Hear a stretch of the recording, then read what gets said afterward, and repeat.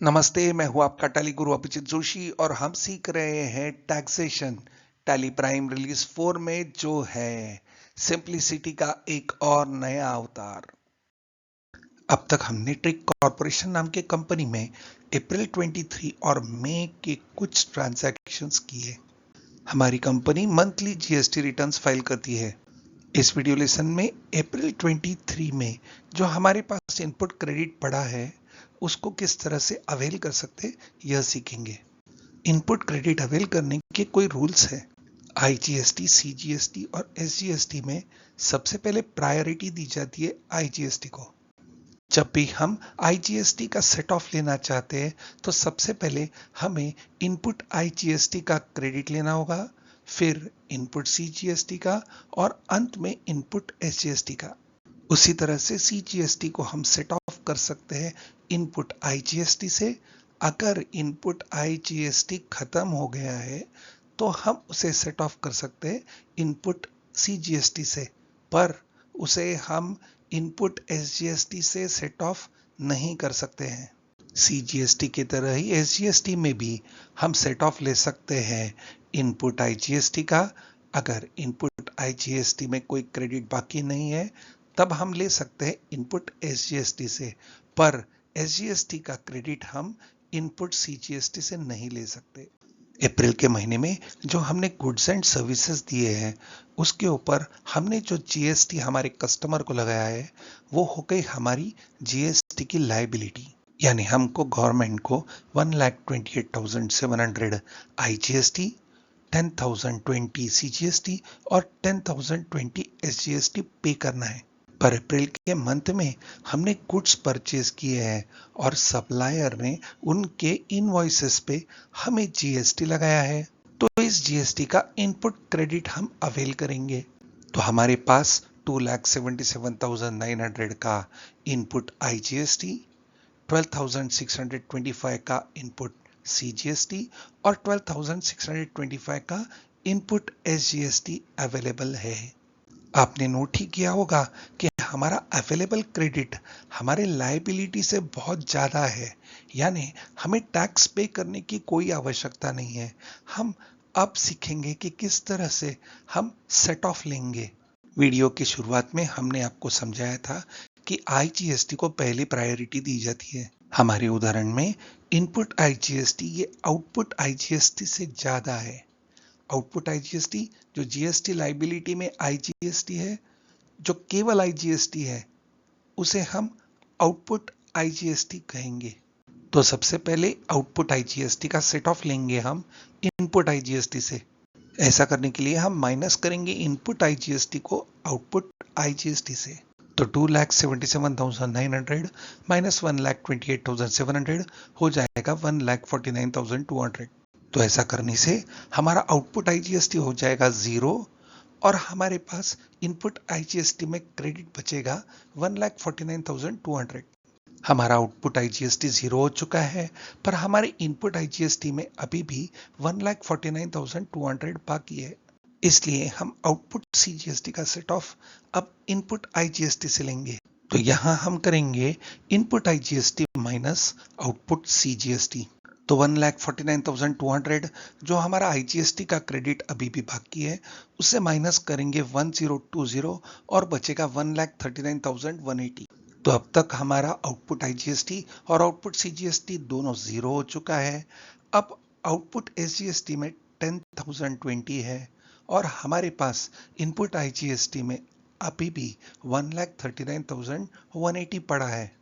तो अब हम आउटपुट एसजीएसटी का सेट ऑफ लेंगे इनपुट आईजीएसटी से।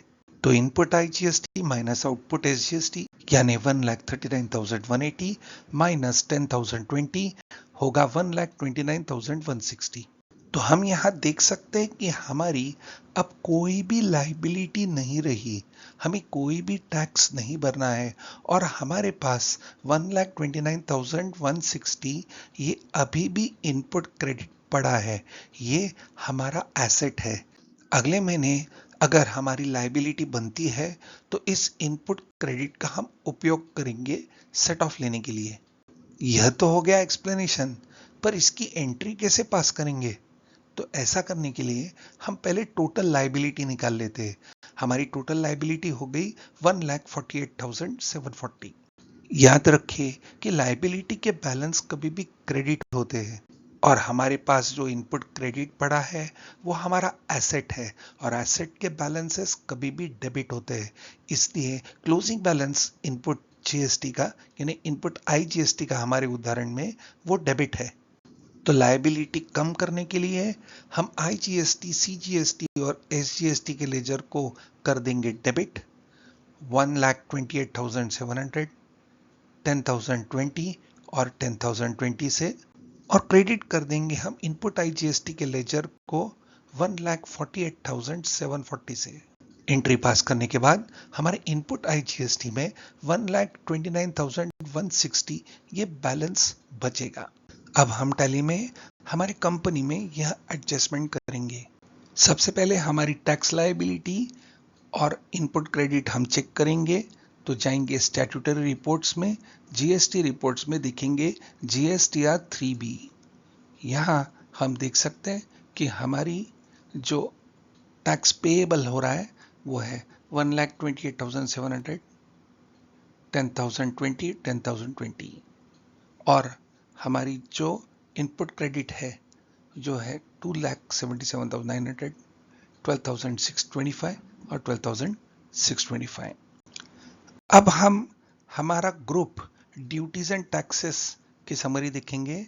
तो जाएंगे डिस्प्ले में, फिर लेंगे अकाउंट बुक्स, फिर ग्रुप समरी और फिर लेंगे यहाँ ड्यूटीज एंड टैक्सेस।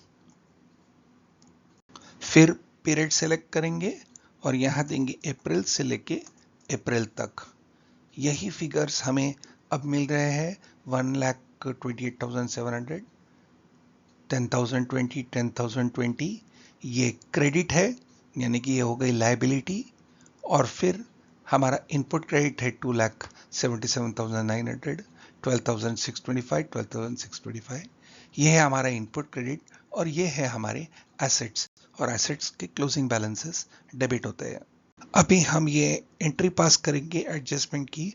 तो जाएंगे गो टू में क्रिएट वाउचर, और क्रिएट वाउचर में हम लेंगे F7 जर्नल, फिर F2 लेंगे और डेट चेंज करेंगे 30 अप्रैल।